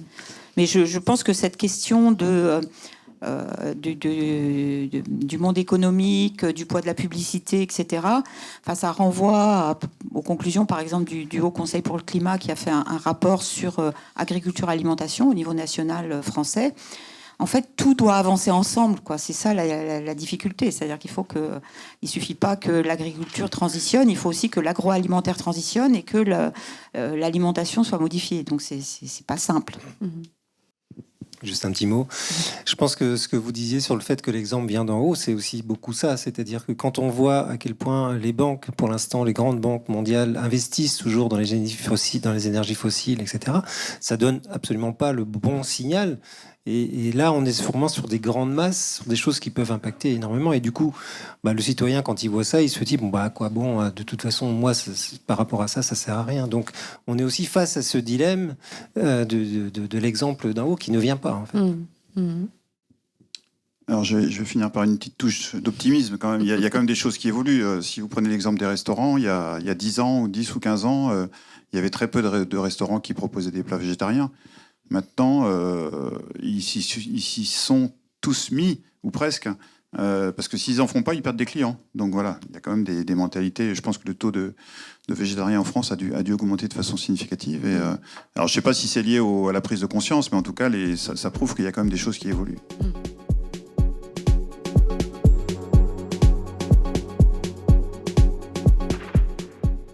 Alors, j'ai des collègues, par exemple Sabine Roussel, qui enseigne en IUT, qui utilise la fresque du climat, donc qui trouve que c'est un outil utile pour ses étudiants, qui l'utilisent dans le cadre d'un parcours. Donc, il n'y a pas que ça, il y a aussi un autre atelier qui s'appelle 2 tonnes, il y a aussi les réflexions conjointes des étudiants d'IUT avec des entreprises, des industriels qui pourront être amenés à les embaucher après sur ces questions-là. Enfin, voilà, il y a tout un parcours. Autrement, j'ai aussi assisté à un exposé d'une chercheuse en sciences sociales à Nantes qui a évalué en fait la fresque du climat et qui trouvait que il y manquait en fait une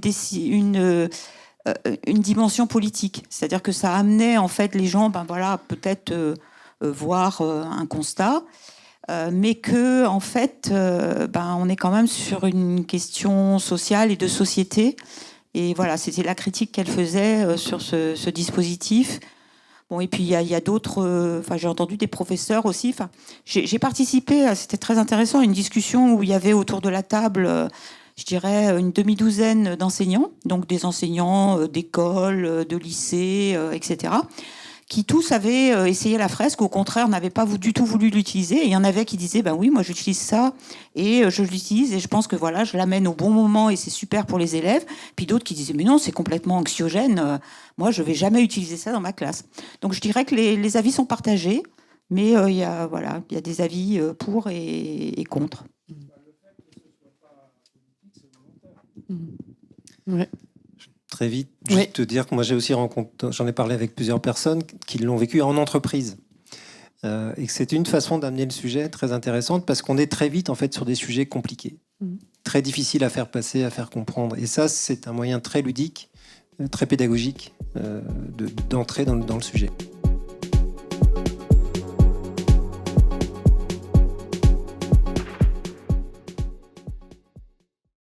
Alors c'est un sujet qu'on a laissé de côté pour l'instant au Conseil breton pour le climat parce que en fait nous sommes 20 scientifiques de disciplines différentes Et voilà, nos travaux s'appuient sur nos propres connaissances. Donc moi, je suis océanographe physicienne, Sabine Roussel est biologiste, mais elle travaille plutôt sur les bivalves et donc aquaculture, etc. Elle travaille pas du tout sur la pêche. Donc en fait, on n'avait pas la compétence, mais c'est sûr qu'il faut le faire.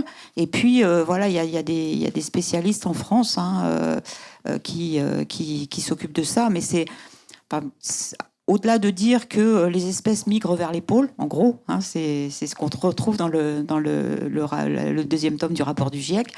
Donc les espèces migrent vers les pôles, mais après, c'est un problème extrêmement complexe. Comme ce que dit Sabine par rapport à les algues qui sont les grandes algues, les laminaires, qui risquent de disparaître parce que ça se réchauffe, mais qui sont des nurseries, et du coup ça entraîne tout un bouleversement de l'écosystème. Si les laminaires disparaissent, on ne sait pas ce qu'il y aura en fait dans le parc marin d'Iroise. Et donc là, pour la pêche, c'est pareil en fait. Prévoir en fait un écosystème, et du coup c'est extrêmement complexe. Voilà, vous avez du travail. C'est très bien de se lancer là-dedans. En effet, merci. Oui, du coup, je vais reprendre une deuxième fois la parole, excusez-moi. Juste pour dire que les PSAET, aujourd'hui, c'était un petit peu exit. Maintenant, il y a les COT, c'est les contrats d'objectifs territoriaux qui vont demander aux EPCI, donc aux comités de communes, de travailler à la fois sur l'environnement, sur l'énergie, sur le climat, et en même temps. Et en fait, il y a une solution qui a été trouvée par l'État, c'est que demain, si vous n'avez pas vos petites étoiles, c'est-à-dire vos avancées dans vos trajectoires de progrès, bien, vous n'aurez plus de financement public de l'État pour financer vos projets. Donc évidemment, ça va faire bouger les choses. Deuxième outil, en effet, il y a l'éco-conditionnalité des aides au niveau de l'agroalimentaire breton, par exemple, au niveau de l'industrie, qui est quand même le premier, les premiers acteurs qui, en effet, produisent du gaz à effet de serre. Mais ça, à un moment donné, on ne veut pas encore choisir entre investir pour la santé ou pour la biodiversité. Est-ce que c'est un investissement, ou investir pour des grosses entreprises qui font du profit et qui vendent à travers le monde et qui exportent? Parce qu'aujourd'hui, si on prend notre agroalimentaire, il est à 80% exportateur. On ne nourrit pas les personnes qui vivent en local avec notre agriculture. On veut nourrir le monde. Qu'est-ce que c'est la souveraineté? Il y a vraiment des schémas politiques. Si on en est là, c'est aussi parce qu'on a un modèle économique qui est le capitalisme, et que, en effet, l'investissement vert, ça n'existe pas, qu'à un moment donné, la décroissance, c'est un gros mot politique, et pourtant, il faudra bien changer les choses. Donc, on en revient au discours positif qu'on peut amener. Merci, Gaëlle. Oui, bonsoir.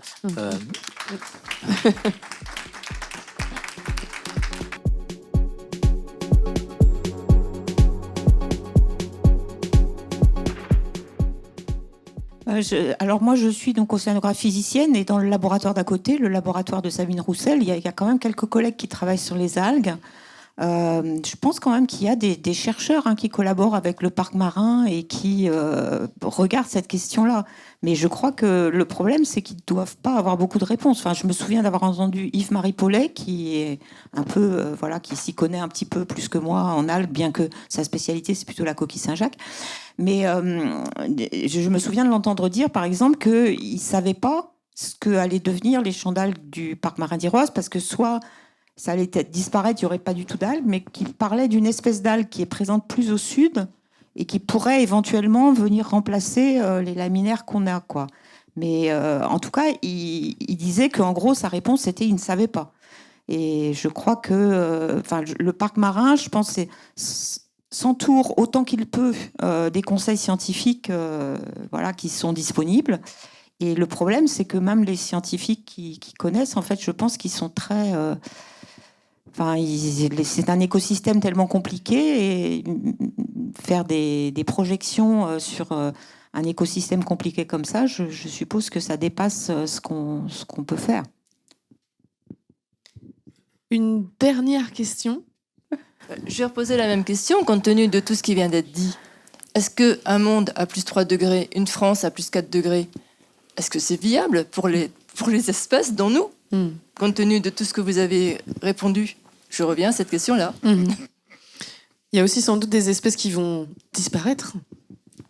Sans répondre évidemment directement à la question, j'ai juste envie de dire que personne n'en veut de cette France à plus 4 degrés. Et qu'une façon de voir les choses, c'est aussi nos travaux, ce qu'on doit faire, c'est partager cette info-là pour justement faire agir les gens Et l'idée de produire des données locales, c'était aussi de faire en sorte que ça parle beaucoup plus aux gens des territoires. Parce que là, ça touche au sentiment, ça touche à l'émotion, le fait de savoir que sa parcelle, son territoire va être impacté comme le reste. On peut espérer que ça provoque un peu plus de réaction et d'action pour éviter ça. Anne-Marie, un dernier mot ? En fait, je réagis aussi au fait, on dit toujours les COP ne servent à rien. Bon, ce qui a été souligné, c'est quand même que la croissance mondiale des gaz à effet de serre, on est toujours sur une petite croissance, on n'a pas commencé la décroissance, mais on peut espérer quand même que ça va enfin commencer à décroître. Et suivant la façon dont ça décroît, on pourra peut-être échapper au monde à 3 degrés. On peut encore y échapper. Donc c'est vraiment essayer au maximum de diminuer les émissions, faire ce qu'on peut en tant que citoyen, en tant que membre d'une association, en tant qu'élu, en tant que travaillant dans une entreprise, faire ce qu'on peut pour que les gaz à effet de serre ils diminuent le plus possible, le plus vite possible. Ce qui fait une transition toute trouvée pour vous demander ce que vous voulez faire pour agir. C'est ce que vous demande le Conseil de développement. Oui ? Oui, j'aurais voulu savoir, en fait, on parle des possibilités qu'on pourrait avoir en France et en Bretagne de vivre dans une région à plus 4 degrés.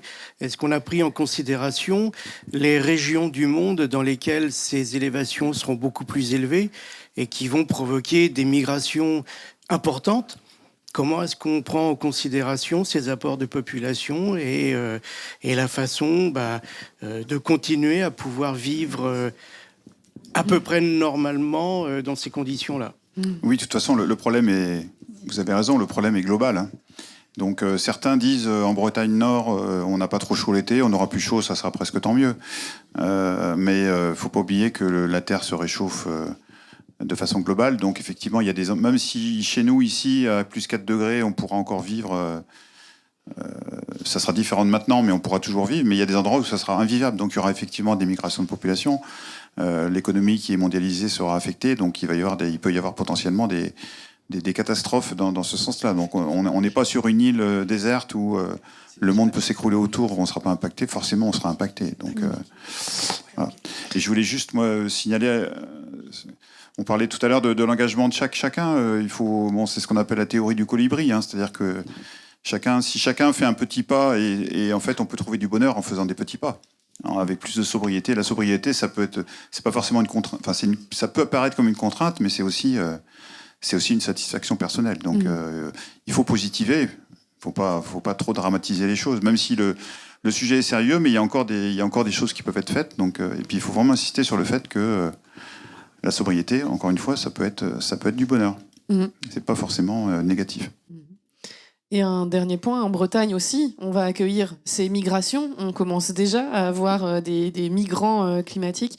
Et je crois qu'on va accueillir, selon les différents scénarios, plus 100 000 personnes, c'est ça ou non? L'OEB n'a pas travaillé là-dessus encore. Non, sur les projections. Ça fera l'objet d'une autre conférence sur comment on accueille des nouveaux Bretons. Alors, comme ça a été dit en introduction, non, on arrête les questions, je suis désolée. Vous allez continuer Non, on arrête. Ouais, je voulais juste finir sur une note positive. Allez-y. Peut-être qu'il fera vraiment plaisir aux habitants du territoire du Pays de Brest. Et en plus, ça fait vraiment écho à tout ce qu'on a parlé depuis le début, donc la sobriété, la ressource en eau, le tourisme. Donc sur notre territoire, sur la presqu'île de Crozon, il y a un camping qui s'appelle le camping de la presqu'île, qui est au centre de Crozon, qui est rentré dans une démarche de transition écologique depuis maintenant presque 10 ans, même un peu plus je pense, et qui va aller plus loin. Ils ont mené beaucoup d'actions en termes de sobriété. Et là, ils franchissent une étape vraiment très haute. Ils vont installer une unité de traitement des eaux usées grises pour recycler cette eau et l'utiliser pour tout ce qui va être nettoyage, toilettes et irrigation. Et donc, ça va être le premier camping en Bretagne et en France à disposer d'une unité de traitement.